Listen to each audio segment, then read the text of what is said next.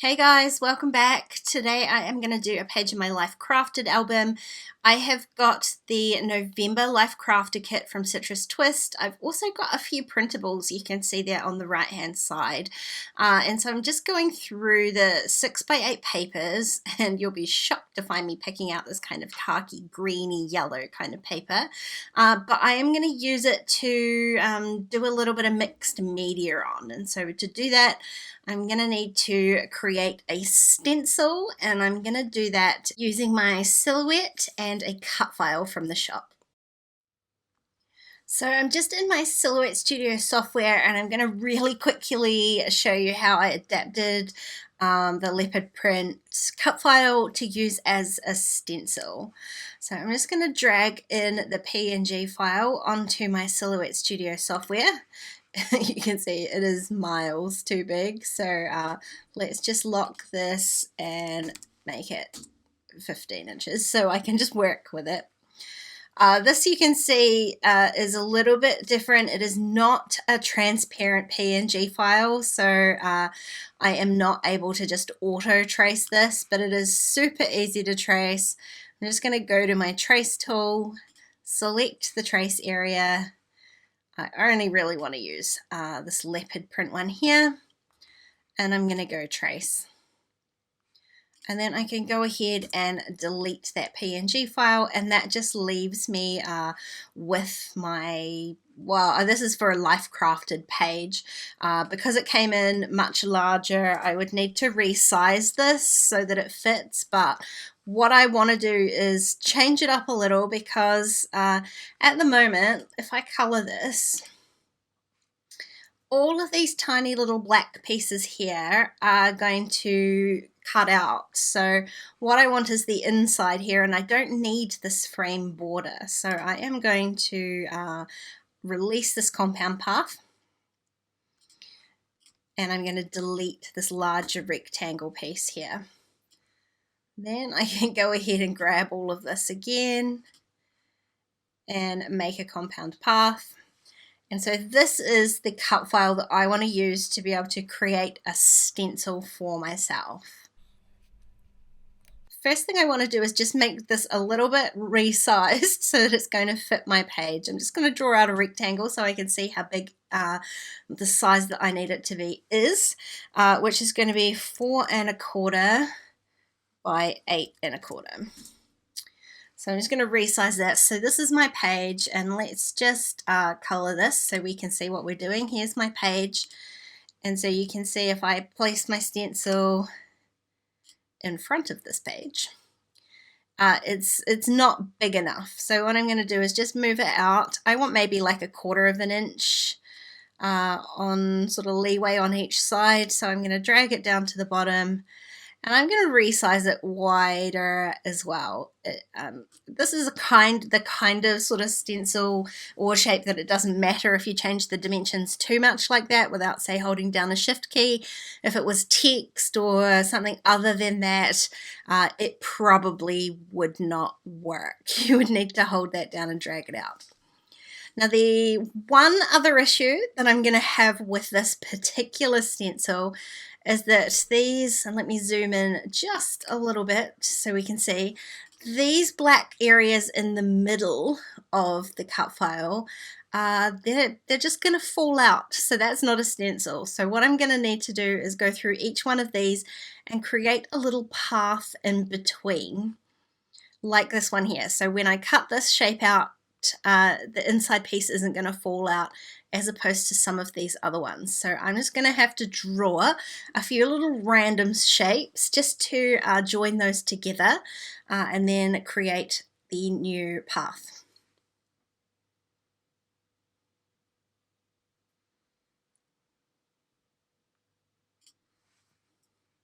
So I'm going to grab my little pencil-y freehand tool here. I'm also going to zoom in so you can see what I'm doing, but this is one of those, again, one of those shapes. It doesn't really matter how accurate you are. So I'm just going to draw a little shape here.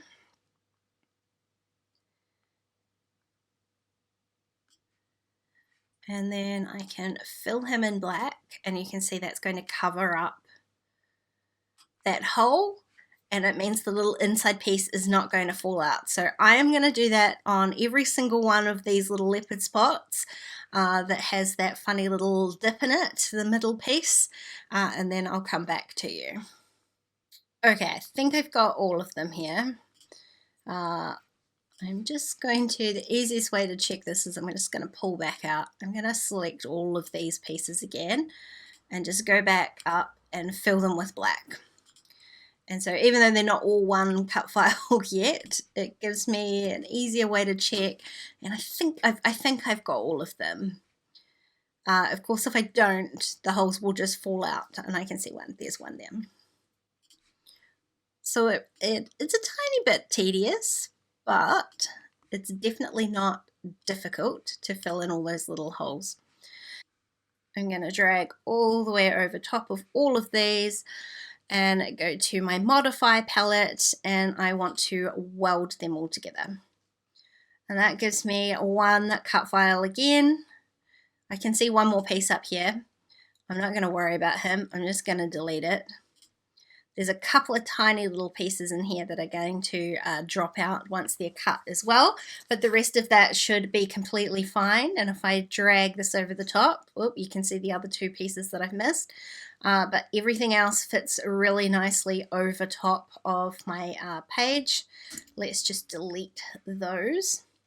So the last thing I'm going to do is I'm going to use my page rectangle. I no longer need him. I just want to drag out this box so that it encapsulates my stencil, and that way I won't be working with a 12 by 12 page with a little stencil cut out of the middle of it. I have got an entire stencil with an outline on it that is sized for my Life Crafted page. This is editing Diane just popping in here to say that this step is completely superfluous, which you will see in just 1 second. So I'm going to go ahead and cut that out of some scrap cardstock. So this is the moment where I realize I didn't need to add the box around my stencil. You can see that peels right up. It's not part of the cut file at all. You can also see here on my mat, I cut 2 of these. I was using some scrap cardstock, so I figured I might as well cut 2 now while I'm doing it. It means I've got a spare for later, or in case I mess things up, which I won't, but you know, just in case. So I'm going to peel off my cut file here, and this is just regular scrapbooking cardstock. It's lime green. I'm never going to use that, so it's perfect for this kind of thing. What I do here, though, is totally miscalculate how big I'm cutting my background paper. You'll see that in a minute too, but for now, I'm just going to lay my stencil down on top of my paper. It's actually a little bit handy that peeling it off that silhouette mat does leave a little bit of a tack to it, and that is helpful for sticking the stencil down in place while I use a palette knife and a little bit of modeling paste just to add my pattern and add a little bit of texture on here. So when I say mixed media, I mean this is it. It's really just going to add a little bit of texture, a little bit of dimension. If you wanted to go in after this and add paint or, you know, whatever you want to do, you totally could. But you know me, I like to keep things a little bit simpler. So that's it. I'm just really careful to get a nice even layer of that. Then I'm going to peel my little stencil off. These cardboard stencils are really only good for one go, and that's why I did cut that second one. I'm just running my fingers down the edges to just get rid of any rough bits of the paste, and then I'm going to let that dry. So it's now, this is where I realize, I've cut it too short. I had meant to cut it at 4.5, and I cut it at, I think, 4, to be honest. And so to even things up around the outside, I just trimmed a little bit off the top of it. And so instead of having like a kind of 1/4 inch border around the outside of it, I'm going to have about a 1/2 inch. So it's not what I was planning, but it works out anyway. Now I've got my photo here, and I'm just going to mat that on one of the printables that I printed, which is just a 3x4 card. And then I had picked out a bunch of these other printables. I print and cut them on my silhouette, so I didn't have to do any sort of fussy cutting myself. And I'm just going to tuck these in and around. Now the sort of idea for my page came from down here on the left hand side, this little label that says coffee chatter, and I figured it was kind of the perfect excuse to tell a story about my coffee drinking or my coffee cup, like specifically my coffee cup. And so what I'm doing is just using that as, I'm going to use that as a little journaling spot. And so to kind of fill up the left hand side there, I'm adding a few of these printables as well as some of the labels from the kit. I had kind of initially planned on it being sort of a quite monochrome page, so I've got the yellows and a lot of pinks and oranges in those printables. But then I realized that didn't really totally work because my photo is very heavy on the blues, and so I'm just adding back in a few of those kind of cooler toned colors with some of those labels. So I'm ready to start committing and sticking everything down now, so I'm adding my sort of pieces down the bottom here. I also added one of those off-cut pieces from the journaling card that I used behind my photo, so that brings in a few more of those colors too. That ticket die cut I had actually cut in half, so I get to add one piece on one side of the page and one piece on the other, so again bringing in all of that consistency. I also added a couple of darker pieces onto this left hand side, so I've got the blue label and that black documented die cut piece there, just to balance out some of the lightness of that left hand side. So the right hand side is going to be considerably heavier feeling than the left, so just adding those few darker pieces will help kind of balance that out a little bit. Now I took both of those pieces over to my sewing machine and I stitched around the outside of my mixed media piece. It serves two purposes. It adds a little bit more texture.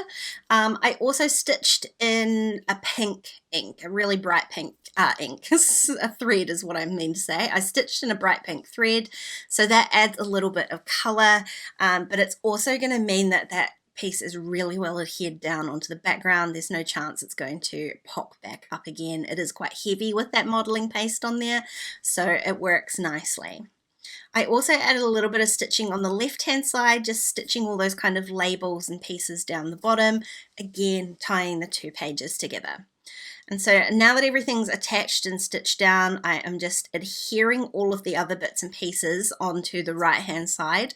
I've added just a little bit of kind of tape runner on those die cut pieces. The cozy up sort of flag banner at the top is stitched down. These two labels and the ticket, they're just lightly adhered at the moment because I'm going to add my photo with a whole lot of double-sided tape, which is going to adhere my photo down but also make sure that those labels stay nice and stuck. Now because I've got the labels here, I've got a couple of little spots to add some little stamps from the stamp set in the Life Crafted kit, just picking out the most appropriate one.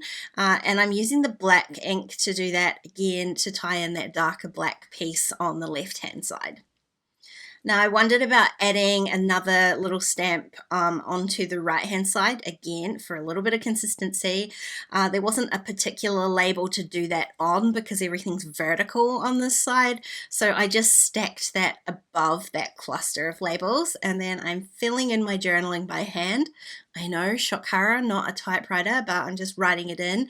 It does have to be very small to fit into this little label, so I'm adding my little story in there. And then I'm going to add a couple of puffy hearts and call this all done. I love the way this turned out, all the color and texture. It's such a fun idea for using cut files to create stencils. If you've got any other ideas for using cut files, do leave me a comment. I would love to know your ideas.